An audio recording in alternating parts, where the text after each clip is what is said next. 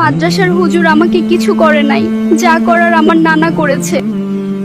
চিন্তা করছেন আমি কিছু করি নাই, তারপরও আমাকে ধরে নিয়ে যাচ্ছে। সুম, তোর পেট এত বড় কেন?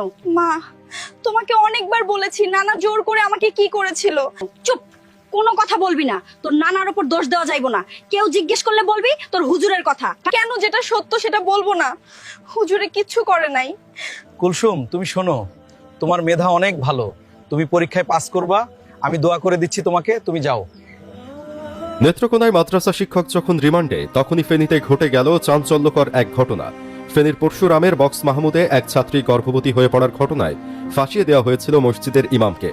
অবশেষে এই মামলা থেকে অব্যাহতি পেয়েছেন অভিযুক্ত ইমাম মোজাফফর আহমদ। ফরেনসিক পরীক্ষায় ওই ছাত্রের ভূমিষ্ঠ সন্তানের সঙ্গে মোজাফফরের ডিএনএর মিল পাওয়া যায়নি, বরং ধরা পড়েছে আসল অভিযুক্ত খোদ ওই ছাত্রীর বড় ভাই মোর্শেদের ডিএনএর সঙ্গে তার সন্তানের ডিএনএর মিল পাওয়া গেছে। কিন্তু নিজের অপরাধ ঢাকতে তিনি এই দোষ চাপান মোজাফফরের ওপর, যার জেরে এই ইমামকে 1 মাস 2 দিন খাটতে হয় জেল। শিকার হতে হয় সামাজিক ও পারিবারিক মানহানির।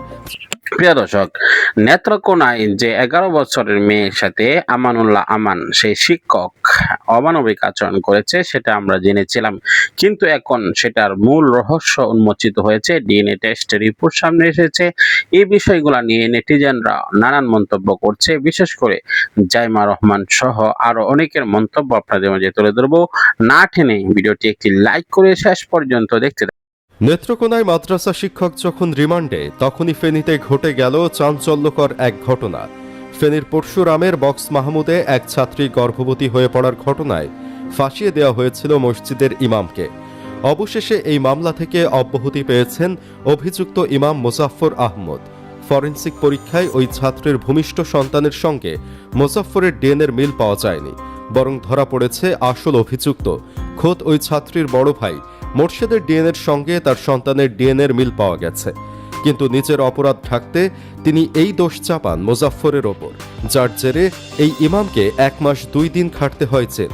শিকার হতে হয় সামাজিক ও পারিবারিক মানহানির। চাকরি হারিয়ে তাকে হতে হয় প্রায় নিঃস্ব। ফরেনসিক পরীক্ষা সহ পুঙ্খানুপুঙ্খ তদন্ত শেষে গত 17 এপ্রিল মামলা থেকে মোজাফফরকে অব্যাহতি দিয়ে এবং মোর্শেদকে অভিযুক্ত করে আদালতে প্রতিবেদন উপস্থাপন করেছে পুলিশ। অব্যাহতি সংক্রান্ত নথি হাতে আসার পর তা গণমাধ্যমের কাছে তুলে ধরেছেন মোজাফফর আহমদ বলেন, অবশেষে সত্যের জয় হয়েছে। এই ঘটনায় আমি সামাজিক ও পারিবারিকভাবে হেনস্থার শিকার হয়েছি। মসজিদের ইমামতি ও ইসলামিক ফাউন্ডেশনের চাকরি হারিয়েছি। মামলার খরচ চালাতে বাড়ির পাশে মূল্যবান জায়গা বিক্রি করে দিয়েছি। অর্থনৈতিকভাবে ক্ষতিগ্রস্ত হয়েছি। আমি কারাভোগ, সামাজিক মর্যাদাহানি ও অর্থনৈতিক ক্ষতিপূরণ চাই। তদন্ত সূত্রে জানা যায়, 2019 সালে মক্তবের পাঠ শেষ করে পরশুরামের বক্স মাহমুদ ইউনিয়নের উত্তর টেটেশ্বর গ্রামের ছাত্রী প্রেগনেন্ট হয়ে পড়ে। পরে সন্তানও প্রসব করে সে। এই ঘটনায় 2024 সালের 24 নভেম্বর মক্তবের শিক্ষক মোজাফফর আহমদের বিরুদ্ধে মামলা করে তার পরিবার। তখন ইমাম মোজাফফর এই ঘটনার সঙ্গে জড়িত নন দাবি করে কাকুতি মিনতি করলেও কারও মন গলেনি। এই পরিস্থিতিতে মসজিদের ইমামতি ও ইসলামিক ফাউন্ডেশনের চাকরি হারান তিনি। মিথ্যা অভিযোগকারীর বিরুদ্ধে মামলা করতে 2024 সালের 26 নভেম্বর ফেনীর আদালতে যান মোজাফফর। এ সময় আদালত প্রাঙ্গণ থেকে গ্রামের মাতব্বর ও কিশোরীর মা মোজাফফরকে জোরপূর্বক পুলিশের হাতে তুলে দেন। এরপর 1 মাস 2 দিন কারাভোগ করেন মোজাফফর। ওই বছরের 28 ডিসেম্বর জামিনে বেরিয়ে মোজাফফর নামেন আইনি লড়াইয়ে। মামলার খরচ জোগাতে বিক্রি করেন 5 শতক জায়গা। যদিও প্রতিনিয়ত সামাজিকভাবে ট্রলের শিকার হতে থাকেন, ভেঙে পড়েন মানসিকভাবে। এদিকে ওই বছরের 22 ডিসেম্বর অভিযুক্ত মোজাফফরকে ঢাকার মালিবাগে সিআইডির ফরেনসিক ল্যাবরেটরিতে ডিএনএ পরীক্ষার জন্য সশরীরে এবং কিশোরীর সংরক্ষিত ভ্যাজাইনাল সোয়াব পরীক্ষার জন্য পাঠানো হয়। ফরেনসিক ল্যাবরেটরি থেকে 2025 সালের 21 জানুয়ারি পরশুরাম মডেল থানার উপপুলিশ পরিদর্শক জাহিদুল ইসলামের কাছে ডিএনএ পরীক্ষার রিপোর্ট পাঠানো হয়। মামলার ভিকটিম ও তার সদ্য ভূমিষ্ঠ হওয়া শিশু কন্যা সন্তানের পিতা নির্ধারণে ডিএনএ পরীক্ষার নিমিত্তে ভিকটিম ও তার সন্তানকে পরীক্ষাগারে উপস্থিত হয়ে ডিএনএর নমুনা প্রদানের জন্য আদালতে আবেদন করা হয়। এদিকে ফরেনসিক পরীক্ষার প্রতিবেদন ফেনীতে এলে পুলিশ বিষয়টি নিয়ে গভীরভাবে তদন্ত শুরু করে। ছাত্রীকে ব্যাপক জিজ্ঞাসাবাদ করলে এক পর্যায়ে সে জানায় তার সহোদর ভাই মোর্শেদই তার সন্তানের জৈবিক পিতা। প্রকৃত ঘটনা আড়াল করে মোর্শেদকে বাঁচাতে ছাত্রীর পরিবার মক্তব শিক্ষক ও ইমাম মোজাফফরকে ফাঁসায়। 2025 সালের 19 মে বড় ভাই মোর্শেদকে গ্রেপ্তার করে পুলিশ। পুলিশের জিজ্ঞাসাবাদে মোর্শেদ পরিবারের অগোচরে অপকর্মের কথা স্বীকার করে 20 মে আদালতে 164 ধারায় জবানবন্দি দেন। আদালতে আবেদনের পরিপ্রেক্ষিতে মক্তব ছাত্রী আর ভূমিষ্ঠ সন্তান ও অভিযুক্ত বড় ভাই মোর্শেদকে ডিএনএ পরীক্ষার জন্য একই বছরের 4 আগস্ট ঢাকায় পুলিশের ফরেনসিক ল্যাবরেটরিতে পাঠানো হয়। 9 আগস্ট ডিএনএ পরীক্ষার রিপোর্টে উল্লেখ করা হয়, ভিকটিমের সদ্য ভূমিষ্ঠ হওয়া শিশুকন্যার সঙ্গে মোর্শেদের ডিএনএ নমুনা মিলে যাওয়ায় তিনি তার জৈবিক পিতা। এরপর মোর্শেদকে আটক দেখানো হয়। গ্রেপ্তারের পর থেকে মোর্শেদ ফেনী জেলা কারাগারে রয়েছেন। অব্যাহতি পাওয়ার বিষয়ে মোজাফফর আহমদ বলেন, বিভিন্ন সময় প্রায় মসজিদের ইমাম ও মাদ্রাসার শিক্ষকদের বিভিন্ন অপবাদ দিয়ে ফাঁসানো হয়। প্রকৃত সত্য তুলে ধরা হলে এভাবে আমার মতো অনেক নিরপরাধ মানুষ বেঁচে যাবে। তিনি নিজের সামাজিক মর্যাদাহানি ও 1 মাস কারাভোগের ক্ষতিপূরণও দাবি করেছেন। মোজাফফর আহমদের আইনজীবী আব্দুল আলিম মাকসুদ বলেন, এই ধরনের ঘটনা বিরল। তাকে উদ্দেশ্য প্রণোদিতভাবে ফাঁসানোর চেষ্টা করা হয়েছে। ডিএনএ পরীক্ষায় সত্য উদ্ঘাটন হয়েছে। জাতীয় ওলামা মাশায়েখ আইম্মা পরিষদের পরশুরাম উপজেলার সাধারণ সম্পাদক মুফতি আমিনুল ইসলাম বলেন, সুন্নি কওমি বা সরকারি বুঝি না, সে একজন মজলুম ইমাম ও তালেবে ইলম। ক্ষতিগ্রস্ত ইমামের ক্ষতিপূরণ কে দেবে?